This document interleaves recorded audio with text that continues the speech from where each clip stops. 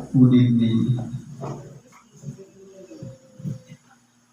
Sa pangalan po ng dakilang Panginoong Jesucristo, isang mapagpalang gabi po sa bawat isa.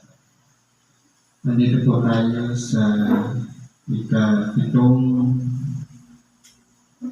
ginaganap natin pagpapasalamat sa tuwing unang Sabado ng gabi na tayo ay pinagsama-sama sa puso ito upang aral, magpuri sa Diyos at maglahad tayo ng ating mga salubin at ganoon din ang inaasahan nating biyaya sa mga susunod na buwan. Ang babasahin ko po ayon sa sulat ni Apostol Pablo sa mga taga-Roma. Sa Kapitulo 2, versikulo 1 hanggang 11. Sabi po dito, dahil dito'y wala kang madadahilan o tao, sino ka man na humahatol, sapagkat sa iyong paghatol sa iba, ay ang iyong sarili ang hinahatulan mo. Sapagkat ikaw na humahatol ay gumagawa ka ng galinding mga bagay. Dito po, kung ating pong aaralin, ito po ay sinulat ni Apostol Pablo, nagbibigay sa atin bilang warning tungkol sa paghatol. Ano po ba ang paghatol? Kung mapapansin po natin, tayo pong mga tao, lahat tayo ay may kalakasan at mayroong kahinaan. Minsan, kapag ang isang tao ay dumaranas ng kahinaan, dahil hanggang doon lang ang kanyang kaya, na kahit anong pagsusumikap, minsan napapahamak, natutukso, naghihina, napapalo ng iba-ibang mga pagsubok. Minsan, sa halip na tulungan natin sila, mas nauuna pa na patulan natin sila. Halimbawa, kapag ang isang tao ay nadapa, sa halip na siya ay tulungan natin bumangon, makapag-umpisang muli, minsan po, tinutuldukan na natin na hanggang doon na lang siya. Kumbaga, wala na pong chance ng pagbabago. Sa simpleng paraan, kapag tinuldukan natin ang nangyari dahil sa hindi kinaya ng kanyang isip, ng kanyang maling pagpapasya, ng kanyang maling ginawa, minsan po, ang tingin natin sa taong yun, hanggang doon na lang. Kaya po, ang paghatol ay para bagang tinutulbakan natin na wala nang mangyayaring pagbabago. Wala nang pag-asa. Wala nang chance. Na di natin alam na tayo pala ay mayroon din aging ganun. Mayroon din tayong kahinaan. Halimbawa, sabihin natin, what if tayo yun, yung nadapa? Tayo yung dumanas ng mabibigat na pagsubok. Paano kung nagpapalit? At tayo ngayon yung natuldukan at nahatulan. Hindi ba ka masakit, mahirap? Kaya po dito, ipinatatalastas ni Apostol Pablo na bago natin tingnan ang pagkakamali ng ating kapwa, bago natin sila hatulan, tingnan din natin ang ating sarili. Baka nangyayari din yan sa atin. Halimbawa, ang tingin natin sa iba, siguro, kaya ka bumabagsak sa pagsubok, kaya ang dami ng problema dahil malayo ka sa Diyos. Pero tingnan din natin ang ating sarili, nagagawa ba natin gawing habitual ang pananalangin gabi-gabi? Bakit kinakailangan natin i-compare yung magandang bagay na ginawa natin sa iba? Kaya po diyan pumapasok ang paghatol. Kasi po, kumbaga, kung ang ginawa lang natin na tulungan sila para bagang sa isang sentence, hindi mo siya pwedeng lagyan agad ng period. Dapat kama lang para meron pa siyang karugtong na salita. Ganun po dapat ang buhay ng tao. Kapag tayo dumaranas ng pagsubok, mabibigat na problema, dumaranas ng karamdaman, huwag natin iisipin hanggang doon na lang. Paano kung kahabagan ng Diyos? Ibalik na muli ang kalakasan, manumbalik sa dating siya. Anong mangyayari sa humatol? Hindi ba para na rin natin hinahatulan ang ating sarili? Kaya nga, tama yung sinasabi na ang tao ay nilalang ng Diyos pare-parehas may kahinaan. Pare-parehas may karupukan. Kaya huwag natin sasabihin sa ating kapwa na wala ka ng pag-asa. Baka tayo po yung naliligaw na dahil nakapagsasalita tayong labas sa ating sariling katawan. Ganun po ang ibig tukuyin ni Apostol Pablo, yung paghatol. Tapos ginagawa rin natin. At nalalaman natin na ang hatol ng Diyos ay ayon sa katotohanan laban sa kanila na nagsisigawa ng ganyang mga bagay. Totoo po. Paano po ba ang paghatol ng Diyos? Di ba, sinubo niya ang kanyang bugtong na anak. At balikan natin yung nakaraan. Nag-umpisa sa kautusan. Binigay kay Moises. Anumang paglabag, ang tawag diyan, kasalanan. Ngayon, binago. Ang bugtong na anak ang sinubo. Ginamit ang bibig ng ating dakilang Panginoon para ipangaral ang Ebanghelyo. Ngayon, ang paghatol ng Diyos ay hindi nangangailangan ng taga-depensa na katulad ng konstitusyon natin na huli na nga pero hindi kulong. Pero pagdating sa kautusan ng Diyos, sa panangaral na ibinahagi ng ating dakilang Panginoon, hindi na kailangan noon ng taga-depensa. Hindi ka na maghahanap ng abogado o attorney para ipagsanggala. Dahil tinitingnan ng Diyos ang puso ng bawat isa. Ibig sabihin, lahat tayo ay haharap sa hukuman ng Diyos. Isa dami ng tao paano tayo hatulan. Kaya nga, sa panahon ngayon, ipinangangaral ang Ebanghelyo sa lahat ng tinapat.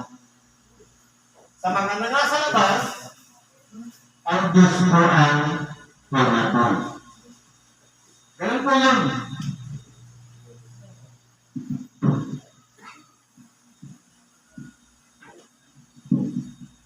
Kaya po, kung mapapansin natin,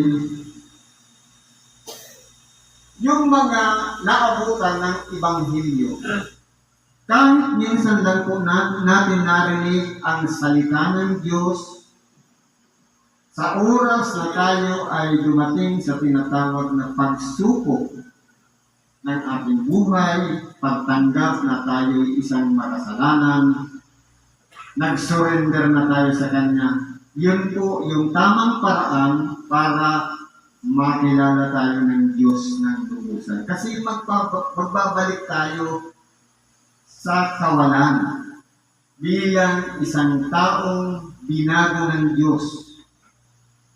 At sa binago ng Diyos, tayo naman po ay isusulat ang pangalan natin sa aklat ng buhay. At bilang palatandaan, bibigyan niya tayo ng isang tagaturo, tagabantay, upatnubay sa makatuwid ang Espiritu Santo na yun po ang palaging magpapaalaala sa atin ng mga Ebanghilyong ating napakinggan at tinanggap. Kaya hindi po mahirap humatol ang Diyos. Kasi yun mong mismong Espiritu Santo na nakatakda sa bawat isa sa atin, yun ang nagre-report doon para isulat yung bawat pagkakamali natin doon sa aklat ng buhay. Meron na po tayong connection sa Diyos. Kaya wala po tayong may dadahilan na hindi ko siya narinig dahil lahat po yan recorded. Kaya nga po may tinatawag na pagsubok. Sa pagsabi nito, at iniisip mo baga o tao na humahatol sa mga nagsisigawa ng gayong mga bagay at ginagawa mo ang gayon din, na ikaw ay makatatanan sa hatol ng Diyos? Pwede ba nating lusutan ang hatol ng Diyos? Kahit maliit man yan, ginawa natin sa lihim, hindi po tayo makakatago sa Diyos. Totoo sa tao, pag ginawa mo siya sikreto, tapos gagamit ka pa ng ibang tao para pumatay ng tao, pwede ma-absuelto ka. Pero pagdating sa Diyos, hindi po. Kasi individual po ang paghukom. Walang kinakailangang witness, walang kinakailangang abogado. Kasi po, bawat isa sa atin magsusulit sa harapan ng Diyos. O hinahanap mo ang kayamanan ng kanyang kabutihan at pagtitiis at pagpapahinuhod na hindi mo nalalaman na ang kabutihan ng Diyos ang siyang umaakay sa iyo sa pagsisisi. Minsan po, nababalingala po natin yan. Yung mga mabubuting bagay na ginagawa ng Diyos, minsan po hindi natin napapansin yan. Halimbawa, bakit kaya dumaranas tayo ng pagsubok? Ano ang purpose? Para ipaunawa ng Diyos sa bawat isa sa atin na sa kabila ng pagsubok, nandidiyan lang siya para tawagan natin bilang ating tagapagturo, bilang ating gabay, kung paano natin mapapalakas ang ating pananalig sa Diyos. At siya din po ang magtuturo sa atin ng karunungan upang mapagtagumpayan natin sa pamamaraan ng Diyos ang mga pagsubok na dumarating sa ating mga buhay. Kaya po minsan, mapapansin natin, ang Diyos mapagpahinuhod. Kahit ang tao gaano kasuwain, ini-extend niya pa ang buhay ng tao para dumating sa punto na kapag dumating na yung karamdaman at mapag-unawa niya na yung kanya palang karamdaman ay bunga ng pagkakasala, doon niya maaalaala. Napakadakila ng Diyos sa haba ng ginawa niya na buhay na ipinagkaloob sa atin. In-extend pa ang buhay natin para mabuksan ang ating kaisipan at matutunan natin kilalanin na nagkakamali na pala tayo. Ganun po yun. Kaya yung mga mabubuting halimbawa ginawa ng Diyos, minsan po hindi natin napapansin.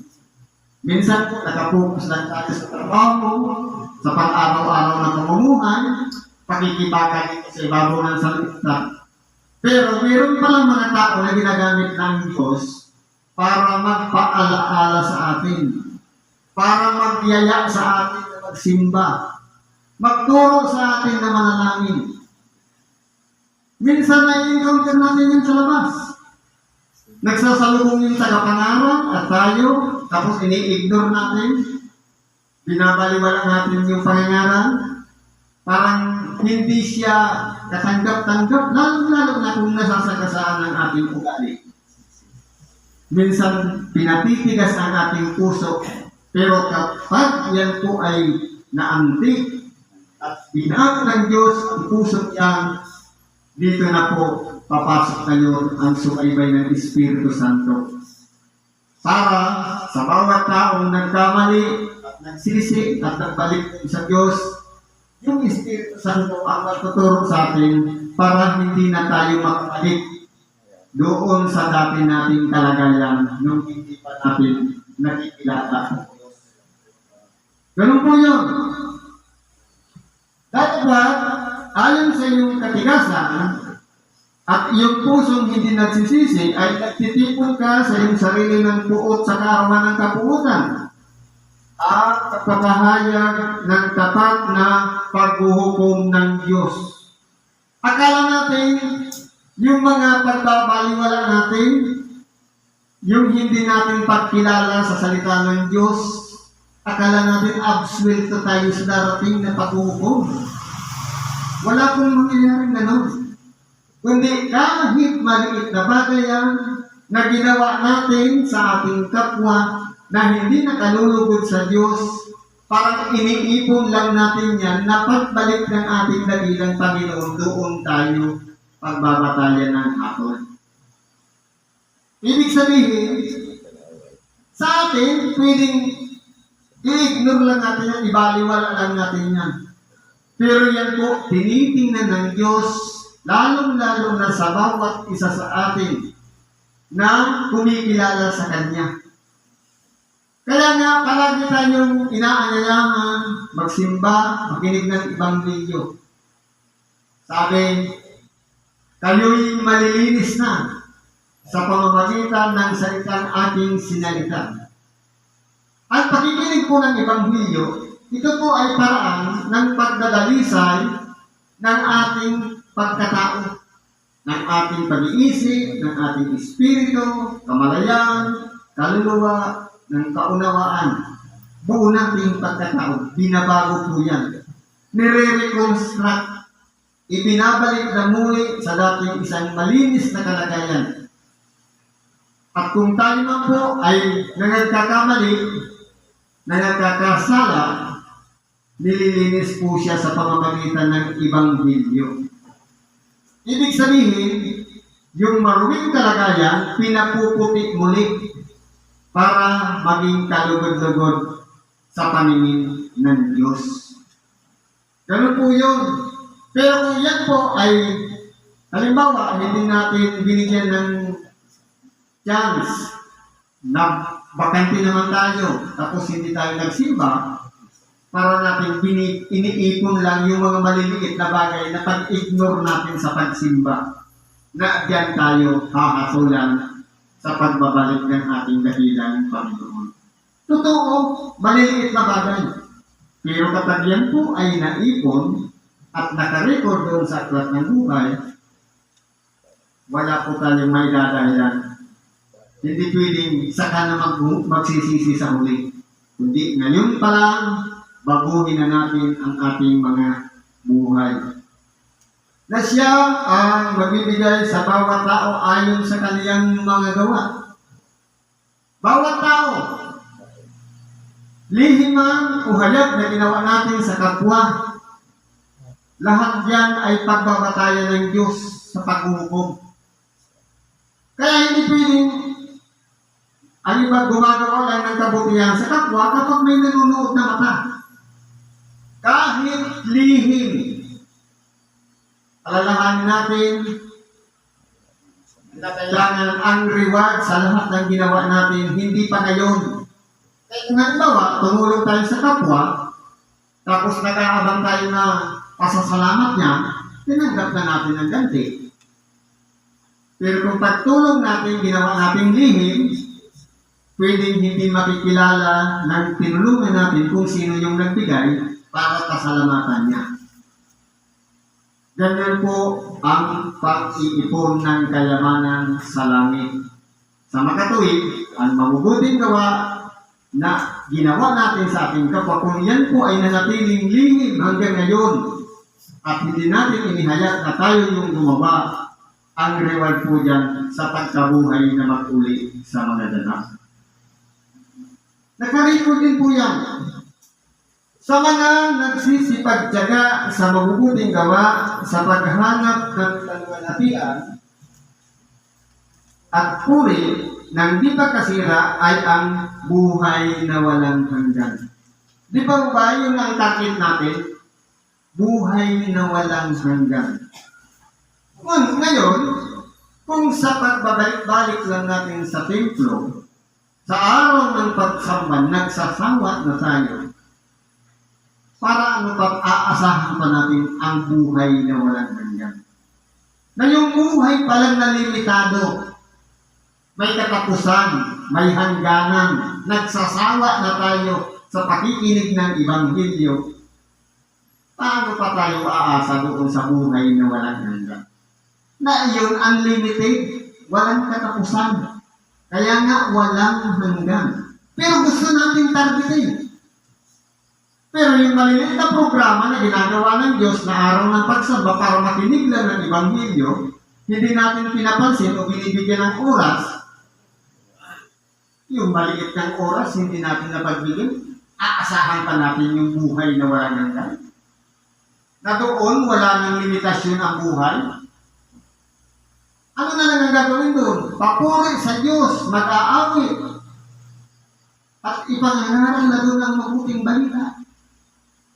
Katulad din ang nangyayari sa langit. Sinasabi natin sa panalangin, mangyari nawa ang iyong kalooban. Kung paanong sa langit, gayon din sa lupa. Sa langit, walang tigil sa pag-awit, papuri sa Diyos ang mga anghel. Dito, minsan lang tayo sa isang linggo nagpupuri sa Diyos. Minsan absent pa. Minsan hindi pa makaganap. Kaya paano tayo aasa doon sa ini-expect natin na buhay na walang hanggan, na dito pa lang sa limited na buhay, hindi pa natin ma-perfect. Doon sa buhay na walang hanggan, wala nang pagdurusa, wala nang kahirapan, wala nang problema, walang sakit, walang init, walang puyak, walang gutom, walang pagod. Lahat doon, ibibigay na ng Diyos sa matiwasay na buhay. Kaya po, yun ang pakaasahan natin. Kaya dito pa lang, pagsikapan natin na palagi tayong aktibo sa bawat programa ng Diyos. Dapat ang sa mga palaway, mga hindi nagsisitalima sa katotohanan, kundi bagkus nagsisisunod sa kalikuan ay ang kagalitan at kapuutan. Kaya po tayo tinuturuan dito ni Apostol Pablo na matutunan nating magtimpi, magpigil ng sarili. Kasi kung palagi natin ginagawa ang palaway, sino ba pinahihirapan natin? Hindi po ba sarili din natin? Kasi ano naman kung magagandang may dulot na magandang bunga sa pakikipag-away? Hindi po ba? Iinit lang ulo natin. Bibilis ang lukso ng dugo. Mahihirapan natin ang puso. Anong resulta? Wala naman. Walang idudulot na bunga. Pero kung matutunan natin ang pagpipigil, kasi po, unang-una niyang galit.